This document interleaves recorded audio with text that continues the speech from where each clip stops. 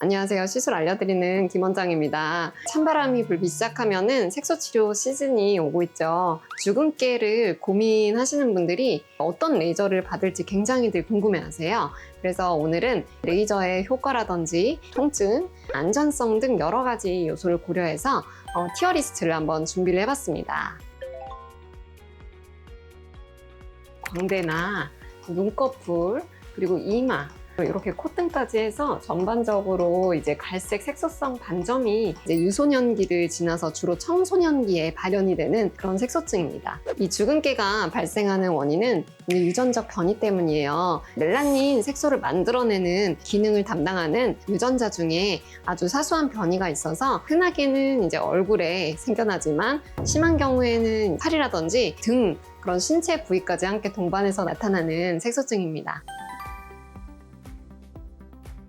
이게 이 레이저 자체가 나쁘다는 말씀이 아니고 이제 주근깨에 적합한지에 대한 기준으로 분류한 것이라는 말씀 다시 한번 강조해서 말씀드리고 싶은데요. 가장 밑에 등급부터 말씀드릴 텐데요. 바로 토닝입니다.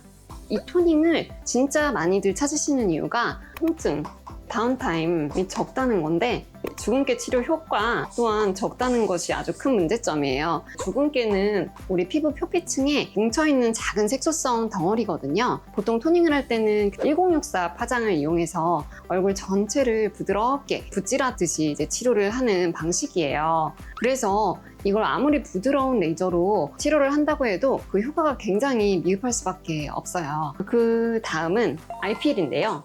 굉장히 오래전부터 많은 사랑을 받아온 레이저예요. 그래서 실제로 전형적인 주근깨에 대해서는 효과가 굉장히 좋은 편이긴 합니다. 그런데 IPL은 이렇게 넓은 형태의 핸드피스를 통해서 아주 여러 가지의 다파장의 빛이 얼굴에 전체적으로 조사가 되는 형식으로 작용을 합니다. IPL 같은 접촉 면적이 큰 레이저를 이용해서 치료를 하게 되는 경우에는 콧등이라든지 눈꺼풀 위라든지 광대 부위라든지 굴곡이 많은 세밀한 부위까지 디테일한 부분을 치료하기에는 조금 어려운 측면이 있으세요. 또 한 가지 치명적인 단점은요. 여러 가지 다파장의 빛이 조사되다 보니까 색소에만 독립적으로 반응을 하기보다는 전체적으로 열이 발생하게 되세요. 그래서 좋은 효과를 위해서 지나치게 에너지를 높이다 보면 부작용이 발생할 우려가 있어서 큰 주의가 필요합니다. 장점은 아까 말씀드렸다시피 다파장의 빛이 우리 피부에 긍정적인 작용을 하면서 홍조에 대한 개선 효과도 가질 수가 있고요. 수축 효과를 통해서 노화를 개선하는 효과도 겸할 수 있어서 또 아직까지도 많이 사랑을 받고 있는 레이저이긴 합니다.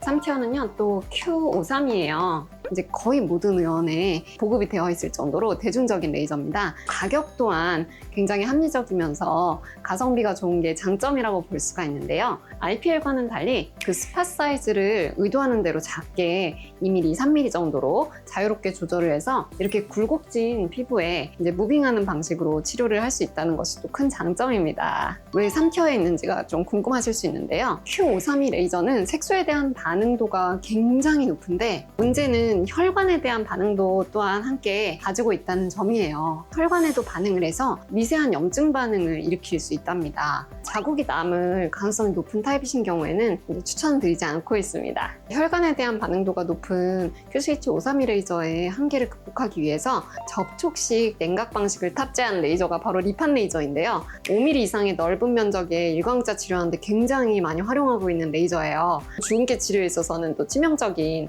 단점이 있긴 해요. 접촉했다가 한 포인트 시술하고 접촉해서 한 포인트 시술해서 떼고 이런 식으로 이루어지기 때문에 약간 시간이 굉장히 오래 걸리고 비효율적이면서도요. 굴곡진 면적에 대해서는 완전히 밀착하거나 접촉하기가 어려울 수 있거든요. 스프링 시스템이 적절히 기능을 할 수 없기 때문에 제 아무리 리판 레이저라도 이제 주근깨 치료라고 하면 1티어랑 2티어 레이저에게 자리를 내줄 수밖에 없답니다.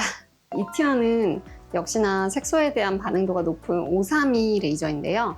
정교하게 작은 스팟 사이즈로 표피성 색소를 제거하는데 굉장히 용이하거든요. 게다가 화장이 길다 보면은 냉각까지 같이 적절하게 조사가 되는 경우에는 표피성 색소를 부드럽게 떨어지도록 하는 기능이 굉장히 좋습니다.